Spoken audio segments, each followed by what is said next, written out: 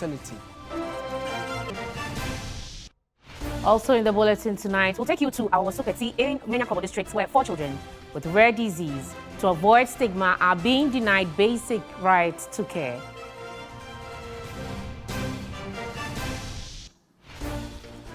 Early marriage of 15-year-old from 3 female junior high school students at Gundok in Upper East region dissolved after an intervention by Gender, Children and Social Protection Ministry. We'll tell you more. On these national fronts, votes being counted in Nigeria a day after violence and delays marked the governor and state assembly elections in some parts of the country.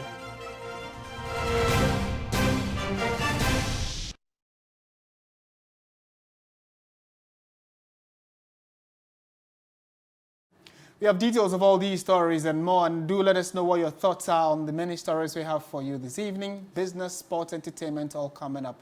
Stay for details. Beginning tonight, the Navy has joined the National Disaster Management Organization and Community Rescue Team to continue the search for survivors and bodies. Many residents and relatives are yet to come to terms with the disaster, which has claimed 5 lives. They are hopeful more survivors will be rescued. The Ada East NADMO director is joining us on the phone for a conversation on how far the rescue mission has gone. Ebenezer, good evening, sir, and thank you for joining us on News 360. Good evening.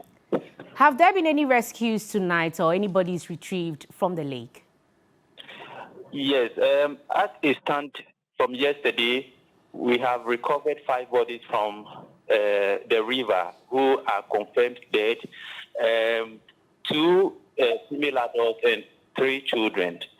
This morning, the team continued with the search. We went to the riverside, and the search was done together with the town folks who are fishermen, and also the Navy was there, the police was there, the maritime, Ghana Maritime Authority became part of the search team. We went around, and nobody was found. Nobody was found under the water again. So we are giving up ourselves up to tomorrow.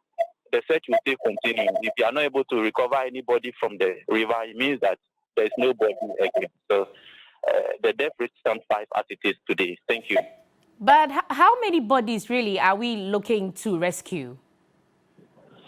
Yes, we are talking about a little over 90 people, including children.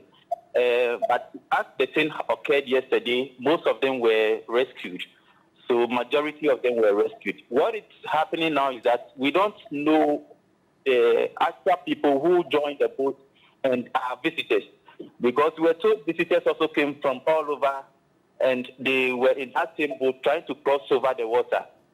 So as soon as they were rescued, most of them were not ready to, stay behind for them to be given even medical attention. So all of them went back to where they came from, remaining the indigents of the area. So now the indigents are set. We lost 5 of the indigents, but the strangers, we cannot really tell if some of them are still mixing or not. So we are still searching up to tomorrow. So how long are we hoping to continue with the rescue mission? Come again? How long are we hoping to continue looking for people in the lake? Up to tomorrow. Up to tomorrow. At the end of the day tomorrow, if we are not getting any other body again, it means that we are done with searching. Well, thank you very much, Mr. Tay. Ebenezer Tay is the Ada East NADMO director, giving us an update on the boat that capsized in Ada. Yeah, very unfortunate development there.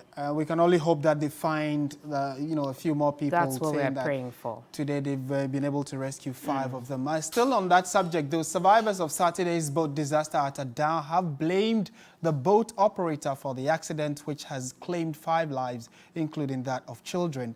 They contend that the boat operator failed to heed to their advice to discontinue the voyage due to a storm. Joseph Armstrong has the rest of the story. Azizanya and Azizakpe in the Adan East District in the Greater Accra region have been thrown into a state of mourning after the Saturday, March 18 boat disaster. A boat with passengers from Azizanya to Azizakpe for a funeral capsized.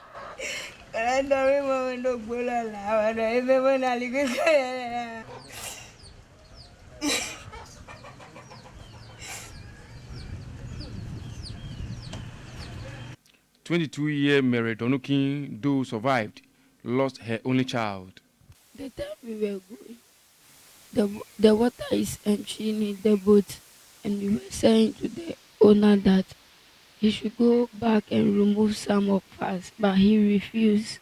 And we were going, so the water is coming, and the water have filled the boat. So I carry my baby here, and I hold it, but someone hold my shirt. So as soon as I have to come, I raise up. I didn't see my baby, so some of the boat are coming, and I catch some. That is why it happened. So the time we were going, the water is coming, and we were shouting on the boat, but she didn't mind us. Grace is another survivor. The boat we enter, we make too much overload. We are going, we told the person is driving the boat that he should come back, she will remove off. But he say he will not return. That because the water entered the boat, the husband. I don't know we are mad, but we are many. We 40 going. One time we are going, we saw water is coming to the boat, and then the boat went to under the water. Where is it here? Were you able to swim? I try my best. So how were you able to save 2 of your children? That one there is only God help me. But the thing I'm swim the water. If I carry my baby, I check my baby with my one hand in the top, and then I take my one hand start swimming.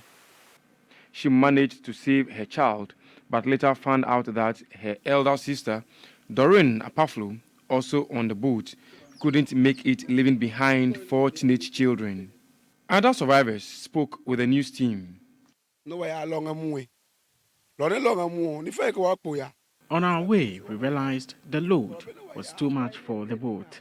Some people complained about it, others didn't, and this happened.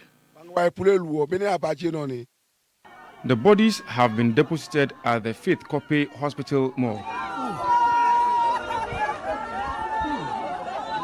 Regardless of the disaster, passengers on almost all other boats had no life jackets. You just arrived. You were not in life jackets. You heard that some people drowned today, and because they were not in life jackets, they died. Aren't you scared for your life? Scared. So I arrived in the name of God, so I have to thank God that He brought me safely. So I'm happy to thank God. You refuse to wear the life jacket and you are thanking God? No, the boat do not have life jackets, so we do not have some, so we are saved and we have to thank God. According to some of the boat operators, they are yet to be supplied with life jackets they paid for to the district assembly as far back as August last year. Last time, the DC said we should give the money that he will give us jacket. We give him 250 cedis, and he gave us only one jacket. In each boat, one jacket. He said he will give us 25 jackets, and he gave us only one jacket. We have paid, but we are yet to be given the jackets. Assemblywoman of Azizanya Electra area, Roslyn Uleki, spoke about efforts to get sufficient life jackets on every boat. About the life jacket, that one has to do with the boat owner, yes, the driver. And as for me, we used to advise them that if anyone enters the boat, the first thing you have to issue to them is the life jacket, and then the rules governing your boat. And if someone refuses to put on the life jacket, you should let the person out of the boat because anything can happen. The boat operator, who is currently in police custody assisting in investigation, we are told, has been in business for more than 30 years.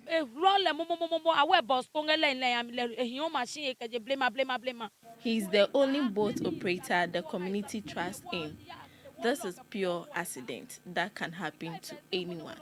Settler communities rely on the lake for transportation and their livelihood. Boat accidents are common among the entire stretch of the Volta Lake. Many of such accidents have been blamed on overloading and the absence of life jackets. An estimated 350 lives were lost last year in separate boat disasters on the lake, according to a research. Many of such disasters are unreported and so do not get public attention. For the boat riders, they will continue to transport passengers on the lake without the life jacket until they are given the life jacket they have rightfully paid for. Joseph Armstrong, go to TV3. Azizanya, Adan. Let's now turn our attention to the Ashanti region, where management of the redeveloped Kejetia market has extended the shutdown of the facility for one more week, starting Monday, March 20. This is to allow for structural integrity tests after a fire outbreak that burned over 30 shops on Wednesday, March 15. But the traders, in a statement, have indicated they will not comply with the one-week shutdown and have vowed to start their trading activities tomorrow. My colleague Ibrahim Abubakar has been following the development. We are anticipating that the greater part of the market, which the fire did not affect, will be open to the general public, and the cordon off the place that was affected. And yet, not all the market facility was affected by the fire.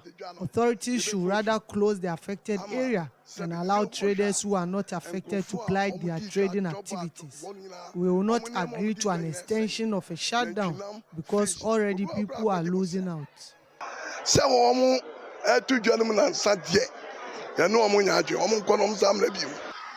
Leadership of the Kejetia traders say they will resist any attempt to prevent their members from conducting their trading activities in the market on Monday. Now, in a press statement, they said they vehemently disagree with the extension since less than 1% of the market has been affected by the fire. Well, only 33 out of the 8,000 shops were burnt. The statement further said, and I quote, "We wish to serve notice to the general public that Kejetia will be open for trading on Monday. We will not accept the further one-week closure," end of quote. They further questioned why management and the board did not comply with recommendations by the Ghana National Fire Service to make some amends and improve the fire safety measures in the facility. They also asked who will compensate traders who, by virtue of the closure, lose sales and other perishable goods. The leadership of the traders ended by saying, and I quote, "We are by this release calling on all traders and transport operators to come to work on Monday, 20th March. No one should stay home." We'll definitely be updating you in subsequent bulletins about how all of this drama plays out in the Kejetia market fire disaster. Away from the Ashanti region, let's go to the Western region, where the bridge linking the Ahanta West municipality in Takoradi, the Western regional capital, and beyond is gradually becoming a death trap. Road users are calling for urgent repair works before any mishap. Irama Smith has been going through the area and has come through with this report.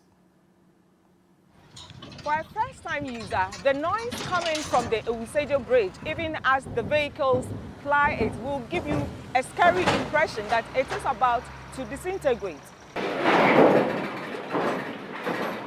This sorry bridge is unfortunately an international route. This road links Elugo to Ivory Coast. Here in the Western region, all the boats from Takwa and beyond, the rich resource from the Ahanta West, and other surrounding communities and districts all ply this route before they get to the industrial sites, either in Sekendi, Takoradi, or they move to the Takoradi Harbour. Of course, travelers also use this route to join other parts of the country. As you see, we are here, you'll be seeing, it causes mess. Sometimes some of the cars, especially the foreign ones, when they see the hole, they feel they will fall in, so they have to slow down. Sometimes even to the point of just stopping, and it will, or the traffic will back up. Yeah, I'm a fire crash, about 2 years. We are spending so much on spare parts just because of this bridge. Unfortunately, this is the plight. Motorists using this bridge are afraid that anything can happen. I feel afraid. And for instance, even me, you know me, I'm a professional driver, so whenever I get here, I wait for one car to move out of the bridge before I step on it. But as you see, a lot of them don't know. They just come, and it's very dangerous. Sometimes 2 or 3 cars, big trucks. So you imagine one day if it collapses in and there is 2 cars on it. I have 3 kids, and anytime I use this bridge, I fear I will fall through and leave them. Unsuspecting motorists or strangers to this part of town easily fall into the big holes which have developed because some metallic slabs have been removed from the bridge. Those who are used to the bridge try to swerve these potholes that have developed. Residents here tell us that in the latter part of last year, some engineers came to weld part of the bridge, but this did not stop the noise emanating from it.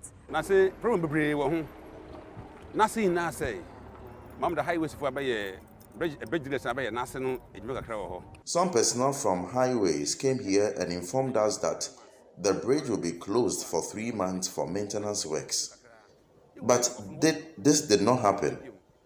They welded just some part and left these slabs behind. It is scary to use the bridge. It is hoped that the right things will be done in time to avoid any catastrophe. Erama Smith, Takrady. Still on dangerous road infrastructure, a steel bridge on the Duiya River located on the Duiya remains the only means for commuters between the two communities in spite of its dangerous state. All manner of vehicles with commuters travel across the weak bridge, which is begging for attention. That place is great there. Only 2 months. The steel bridge provides the only access on the Duiya-Afenya road across the Duiya River here at Afenya Zongo. Though untarred, this road linking the two communities remains a major access and the shortest route linking commuters between the Aflao and Akosombo trunk roads and others traveling to Dodowa, Somenya and beyond.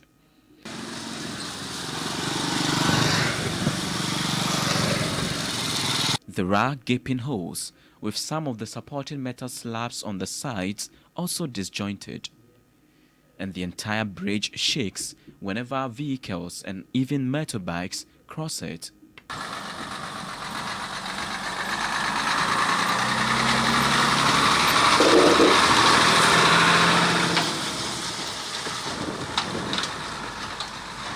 Residents say the bridge has been in this state for months and continues to deteriorate.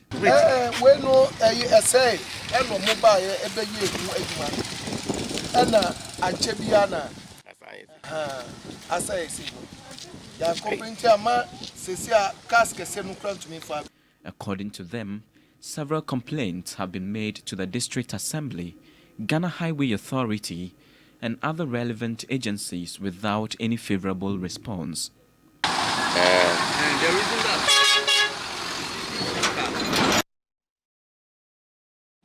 In other news tonight, when Ruth Na gave birth to her first child with a rare disease, she was shocked.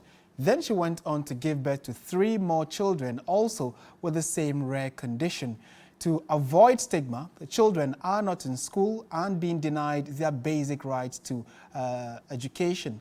Portia Gabo was at Awawosokpeti in the Upper Manya-Krobo district of the Eastern region to explore how it feels like to live with rare diseases in a rural community.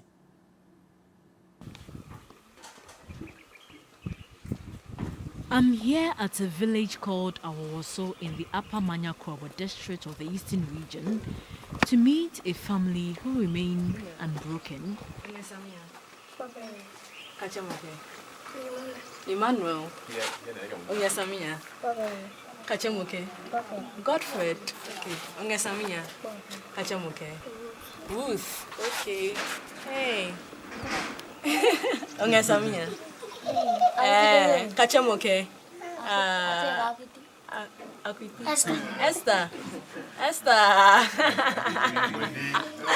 Esther is not in the mood today. Ruth, Emmanuel, Godfred, and Esther are part of 4 members of the Tay family with a rare disease.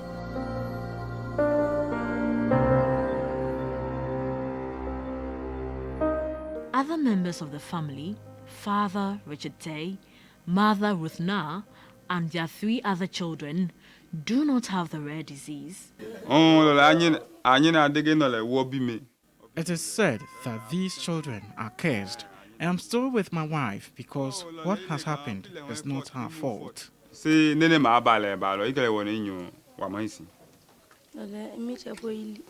Sometimes I just want to leave and abandon my family.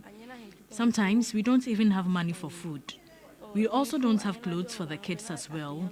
We lack a lot for their general upkeep. Mocked by society, the 4 members of the same family are not allowed to access education due to their condition. They are also unable to access healthcare effectively.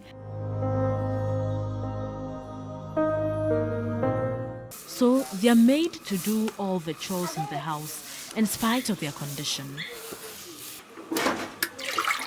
According to the United Nations Children's Fund, UNICEF, children with disabilities often have their rights denied. This includes education, adequate nutrition, and social protection.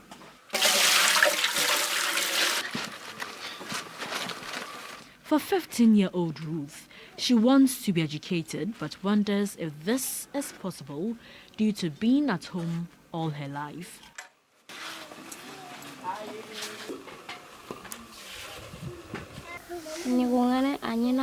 I am called a snail and a tortoise.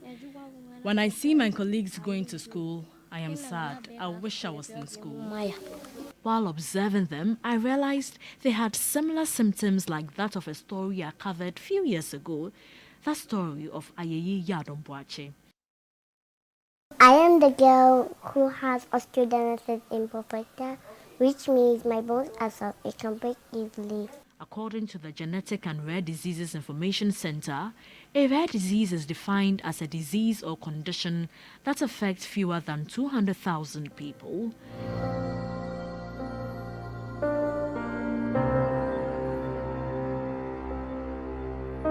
The executive director of the Rare Disease Ghana Initiative, upon watching the video, said, "This is obviously some kind of a rare disease, but would require diagnosis. Like most rare diseases, the cause is usually genetic. That is why there are more than one member of the family affected. The current system are not to meet and address the needs of families living with rare diseases." For the Tay family, they are tired of their children being mocked, tired of seeing their children crawl through muddy waters when it rains just to access the lavatory, and tired of being treated as second-class citizens. There's currently just one wheelchair for the children to use. That is not in good shape. Crawling on the bare sand every day, day in and out, and people also see them in a different way. Some they call them other names that are not supposed to be used on human beings. We associate ourselves with them so that people see them with us. Then sometimes, some of them, because of that, they come closer to them. Otherwise, people sometimes, when they see them coming, they even start running. So we talk to them that disability is not inability. We came around and then I saw them. So I saw them, I felt very bad. People like this, they find it difficult to do several things. Getting money is very difficult for them. So if the community, the general public can come to their aid to help them, to be able to go to school and then be something one day so that they wouldn't be burdened on the community and then the family. Sometimes the environment you grow in determines whether you will succeed. For the Tay family, they are surviving instead of thriving. TV3 will follow up with the family to get accurate diagnosis of their condition and to ensure they thrive. Portia Gabo, TV3 News, Awoso, Eastern Region. Do stay with TV3 for more updates on the Tay family. He loves to communicate with people but cannot do that effectively because speaking triggers him to experience seizures. which causes him to fall backwards.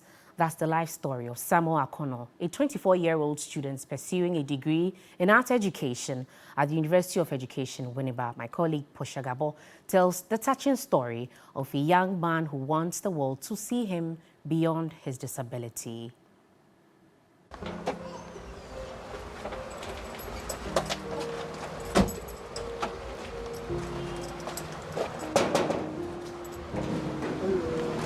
I was told a student, Samuel Akono, wanted to meet me to tell his story to the world. What I did not know was that meeting him would affect me emotionally as I began to interview him. My name is Samuel Akono.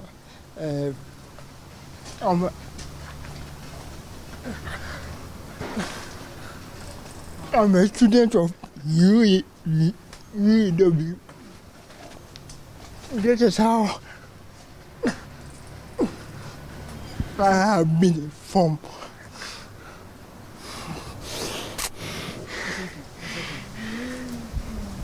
It's okay. I'm even emotional.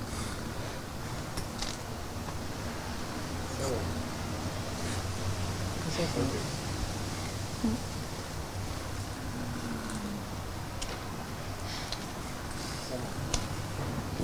It's okay.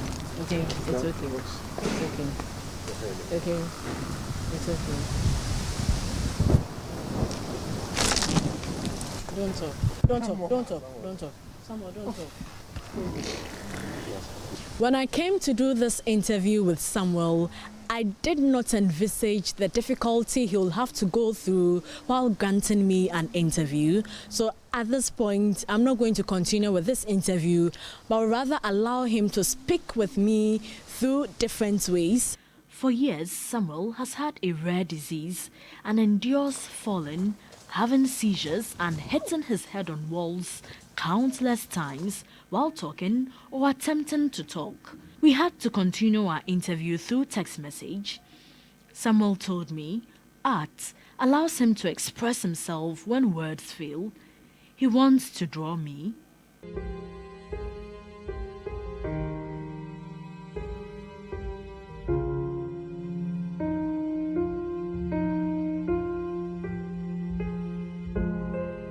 He tells me while some Ghanaians see him as an evil person, others run away from him. He recalled an experience in public transport when all passengers fled when he tried to tell the maid he would alight. It's a lonely world having this rare condition. It creates a lot of stigma, and he wants to talk and everybody starts staring at you at places. So sometimes it breaks him down emotionally. During classes, and when he has to defend his work, someone will do it for him. So in where he stays too, he has someone who helps him. Despite this challenge, Samuel is proud of one achievement, climbing the educational ladder. He's now a second-year student pursuing arts education at the University of Education, Winneba. And the lecturers at our department have done extremely well. They've all been very, very supportive. Mr. Kamobo, especially Mr. Francis Ansia. Sam Akuno is talking about this man. He's really a wonderful man.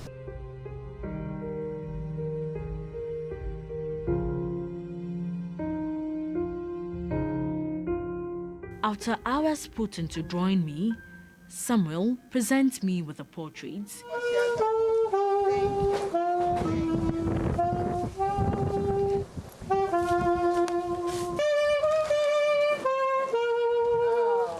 He wants the public to support his artwork so he can financially support his education as well as his medical treatment. What he needs is financial support because art is very expensive. I think, to me, he should get someone who will be talking to him to let him do it, like a certified clinical psychologist. He's also hopeful that someday science will advance and he will talk without difficulty. I came to interview Samuel to share his story with the world. Instead, I had more than a story, A lifetime experience about a young man who spoke through art when words failed him.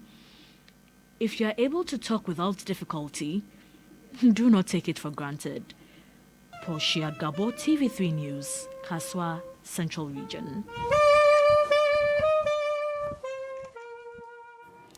It's a very incredible story of Samuel put together by Portia, and I mean, we all were in awe of the work he dumbfounded, does. Yes, you but know. then this is a very challenging way of expressing yourself. Exactly. Which should be Imagine very being easy. in a public transport And trying to alight somewhere, and then this is difficult. You see, hopefully, I'm positive that maybe there's some assistance, medical assistance that can help get him diagnose around. and get him to be able to communicate easily. But certainly, Paul shall be following up to see how else we can get our brother Samuel to communicate much easily. You're still watching News 360 on TV3.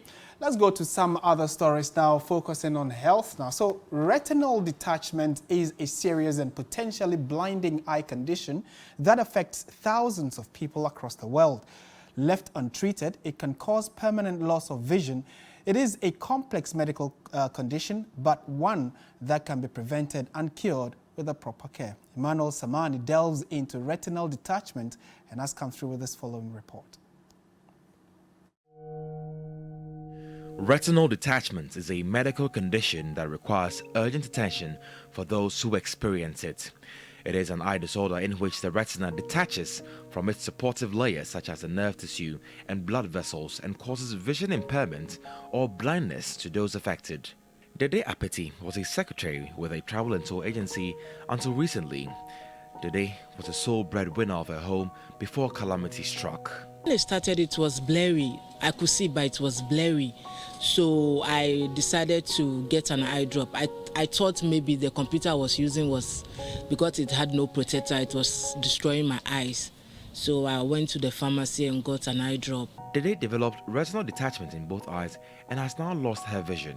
It was 2008 when I got the problem. So throughout November 2008, I came to stay at home. I was not working because there I couldn't see anything again. I wake up 2009, I couldn't see again. 2009, 1st January, it was blurry just like it started before. I couldn't see again. So I said to myself, I said, do be a hospital inside, so let me go back. Maybe applying it will come back just as it has come and I came home. I went and it was applied for 1 week on the 7th January 2009. Sebeba. Didn't come back. The retina is the tissue at the back of the eye that reflects light. A tear can cause blurred vision and needs to be treated right away. Individuals who are nearsighted, have diabetes, may have a higher risk of retinal detachment. Citing an example, retinal detachment is like when you plug the TV, you can see, but immediately you take the plug out of the socket, the TV doesn't work again. So in layman terms, that's how retinal detachment is like. The retina has pulled itself away from the oxygen supply, blood vessels, veins, and all those things. So the retina is in quotes dead or is not working because there's no supply of oxygen, blood vessels, and anything like that. Dr. Nana Inshrabuahene has been treating patients with retinal detachment. Main signs or symptoms of retinal detachment is flashes and floaters.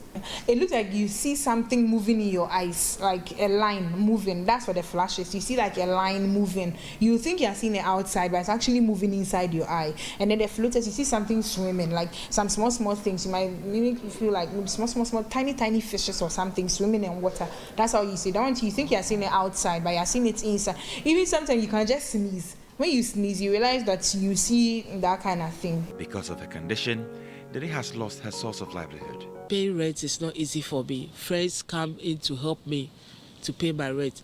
And I don't know when I will rely on these friends forever. I know they will one day get fed up of me too, because things are expensive now. The economy is so bad. So for now, what I'm appealing for is where I'll sleep with my girl. Because if it's a small room where I can live with my girl, I'll be so happy, I'll be so grateful. What we will eat there, it's not difficult like that. Say, according to ophthalmologists, retinal detachment can occur weeks or even months after initial injury. So it is really important to have your eyes checked out before any symptoms could get worse. Unfortunately for the day, she has lost vision in both eyes. So it is of the most importance that you routinely check your eyes, which can, in most cases, save your eyes. Emmanuel Samani, TV3 News, Accra. Let's now focus on some politics tonight. And Member of Parliament for Madina, Francis Xavier Sosu, has vowed to retain the seat for the NDC in the 2024 parliamentary elections. He touted his achievements, including sponsoring 9 private members' bill in Parliament, among others.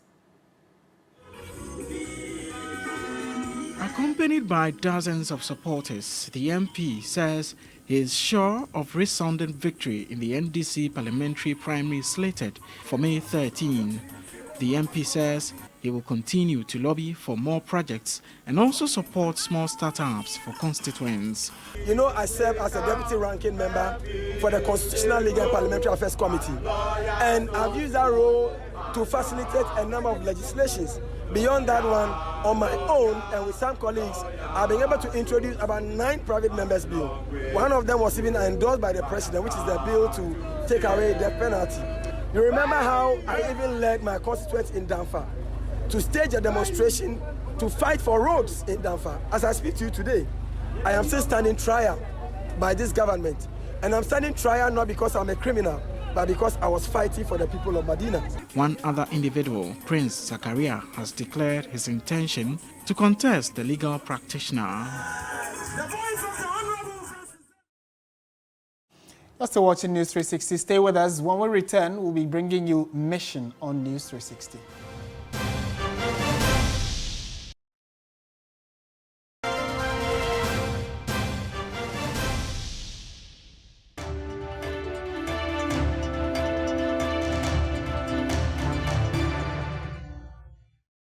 Welcome back to News 360. This is Mission. Mission is supported by Star Ghana Foundation with thanks to FCDO. The 15-year-old Form 3 junior high school student who was forced into early marriage by her parents at Kundok in the Nabdam district of the Upper East region has been rescued by the Gender, Children and Social Protection Ministry. The marriage has been dissolved and she's now back in school. My colleague Stanley Nibleo reports. In November last year, when the mission team visited the Gundok Junior High School, Hannah had been married off to a middle-aged farmer and was pregnant. She was living in the man's house and was attending the same school with her stepchildren, who are in the primary school. Even though married, teachers allowed her with the pregnancy to be in school. This was possible as the Ghana Education Service has been implementing the re-entry policy, which enables teenage pregnant mothers to stay in school and even resume schooling after giving birth. Cases of teenage pregnancy, child marriage and elopement are rife in the area, and Hannah was just one of them. 5 months after the airing of the story, I returned to the school to assess the latest developments. Hannah will be due for delivery in 2 months. Stakeholders I engaged during my first visit moved in to rescue Hannah. The marriage has been dissolved, and she is now back to her parents' house. The man who married Hannah has also been taxed by the District Social Welfare Department to pay 150 cedis monthly as Hannah's upkeep, while catering for her antenatal service costs. The Ministry of Gender, Children and Social Protection, as well as the Ghana Education Service, dispatched delegations to engage Hannah's parents. We spelled out the consequence because we told Hannah that when she goes back to the man, though there are plans to arrest the man because it's a defilement case, and defilement cases are criminal cases. So we spelled, we took turns to explain to her, and really she understood. With our support, it is my hope that Hannah will not go back to the man. Hannah is happy to have come back home. I'm sure that if I give birth, I'll come back to school. Her mother, Azuma Akolugu, said the decision to marry off her daughter should not have happened. I'm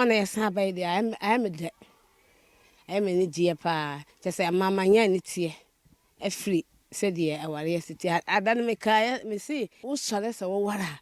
Eddin pa a sitting a crown hair intimate. Come, mammy, bay qua a warrior city can hold a children. She commended TV3 for intervening in her daughter's case. My idea pa, must uncos Tambia, a beer, a big quaya sacra, and that's more. Miss Watuniful. Now my catcher said one hay and 1 year, sir.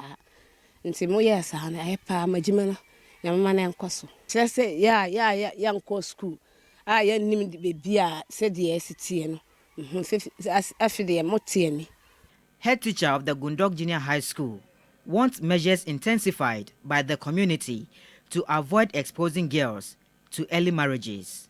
The man was also warned that he would have even gone to jail, but I think it's like the girl more or less supported him a bit, because the girl was not willing to just come out and boldly to say that, oh, maybe it's a forced marriage, or else the guy. But when we met a social welfare and they questioned her, she said it was her own will. But earlier on, she said she was forced marriage. So it's like she was not trying to come out clearly. So that was where the man was a little bit considered. Agnes Anamu is the Nabdam District Chief Executive. As for girl child education is on the plan. Teenage pregnancy and all those is on the plan. So the basis, before we have an assembly meeting, we have a EZICO, we have committee meetings. Then we bring an education committee meeting is there. Then they bring all this. We sit on an EZICO meeting before we go for assembly meeting. And when we go for assembly meeting, we put the tax on them too. Now, it's not only the social welfare that goes out. Me, like this, if there's any deba. They invite us all over festivals. If there's any deba, I have to put it in girls' child education, the importance there. It means even the chiefs, nowadays, they themselves, they put it there. Dr. Mark Ket Nawani represents the people of Nabdam in the legislature. If the economic situation is bad, your children should not be the chips or the pawns in the game. They should be out of the equation. They should find a different way of solving the economic problems, and not your girl child, giving her out for marriage, and you take 2 cows or 3 cows. For how long can these cows take care of you? You sell them within a matter of a month or 2. It's over. The chiefs and people have to also take it up in their festivals, meetings. We need to be talking about some of these issues so that it comes out and then everybody picks it up. Hannah is hoping to undergo safe delivery, so she will come back to continue her education. Stanley Nibleu, TV3 News, Gundog, Nabdam. We are grateful to the Gender Ministry for helping Hannah go back to school after her delivery. That's it for Mission. Mission is supported by Star Ghana Foundation with thanks to FCDO. We have some sports news next.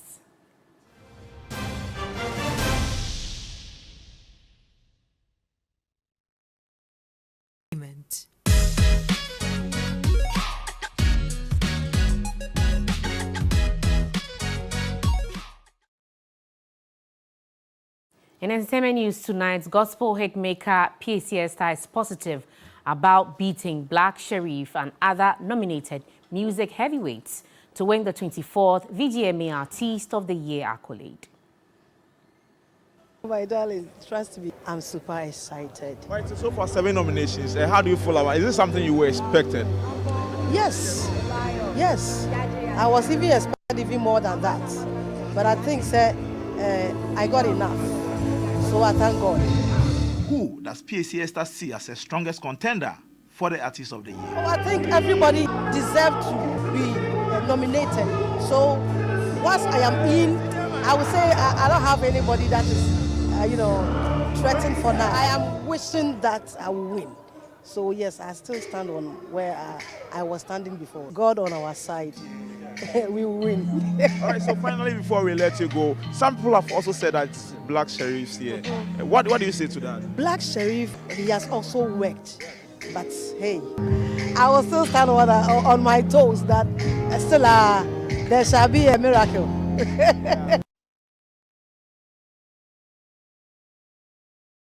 Well, Esther PSA being optimistic there. And staying on the VGMAs, gospel songstress Celestine Donko earned nominations in the Best Gospel Song and Best Gospel Artist categories, but has thrown her weight behind colleague Esther PSA, who is also competing in the same categories.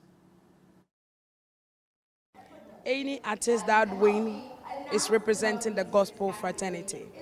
And when we throw our weight behind the deserving winner, I think it even glorifies God. Do you think PSA is more deserving than yourself? Oh, yes. Oh, yeah. Like 200% yes. She has worked hard, really hard. And I know what it takes to put in the work she has put in her song this year. I mean, she has to win the female vocalist. Her vocals on YMA song is amazing. And the Gospel Artist of the Year, no, I mean, where haven't you seen PSA this year? Where? Please. So you'll be surprised if it comes to you. If it comes to me, I'll give it to her. If you give it to me, I'll give it to her. So I'm rooting for her. Her song has really touched lives. I mean, we see the numbers, we see the flow, we see the vibe. She is our Artist of the Year. Very nice words from Celestine Donko. Now, opinions are sharply divided as to who deserves to win the VGMA Artist of the Year. Artist of the Year. An interesting list. All those that deserve it. But altogether, for me, I think Blacko had an amazing year and he stood out. And I think he deserves it more than everybody else. I'm not so attached to anything, but clearly I feel he excelled locally, globally, and it's just his time. He deserves to win. This year, I'm looking at Black Sheriff and Stoneboy. PSA Esther, for the gospel categories, she has no competition there. If you are to look at Artist of the Year, what element we are looking for, she might not cut for all. PSA Esther has done well, but I can also tell you that Stoneboy and Black Sheriff, their influence even surpasses Ghana. They've gone the international world, and Vodafone Ghana Music Awards, they consider all these things to see who is fit for what. So I think that PSA is fit for the nomination. But from face value, Stoneboy and Black Sheriff, they are ahead of her. For me, when the person does a good job, nobody should come and then play funny about anything. This year, 2023, is PSA's year. When you talk about performances, she's been creditable. She was in Paris, she's been everywhere. From where I sit, I can tell you, this year it is PSA. From gospel artist, best album to overall artist of the year. That's how it's going to be. Blacko will surely not have that category easy because I foresee Joe Metzel throwing his support for PSA Esther. And then the whole gospel fraternity will come to the party this time around. If you want to cast your mind back some 3 years ago, how Dinah won that category. So clear, the whole gospel fraternity threw their support for Dinah. And I foresee something similar this year. I can boldly tell you that Blacko won't have it easy. The debates are already on, right? Who's going to win what? Certainly we'll be updating you. But talking about the VGMAs, there was Singer episode and 4 VGMA nominations: Reggae Dancehall Song of the Year, Dancehall Artist of the Year, Collaboration of the Year, and High Life Song of the Year. The Atia crooner, however, told Owusu he has his eye on High Life Song of the Year, noting that winning the category is a big deal to him. The 24th Vodafone Ghana Music Awards, Best High Life Song. The nominees are Atia Episode. Being in the High Life category is actually one that I always smile about because, you know, I'm a newbie in that. I just dropped the High Life song and then here we are. I want the High Life Song of the Year. I want that, you know, because, yeah, I've had the Dancehall Artist of the Year, and one day I can tell my kids that I did it for them. If I get it, I'll really be proud, you know, because moving forward is growth for me, you know, and going back into, digging into our indigenous sound is one that I'm studying. So I'll be really grateful if I get that.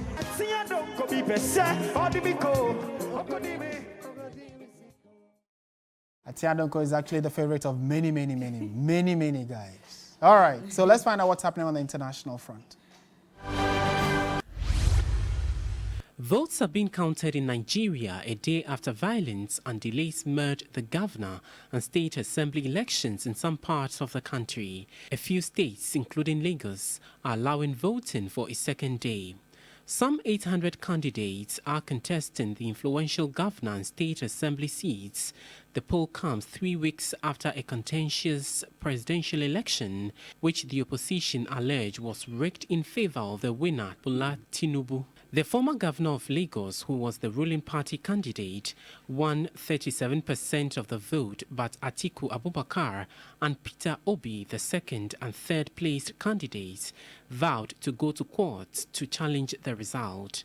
While admitting there had been challenges running the 25th February poll, Nigeria's Independent National Election Commission has dismissed allegations of bias.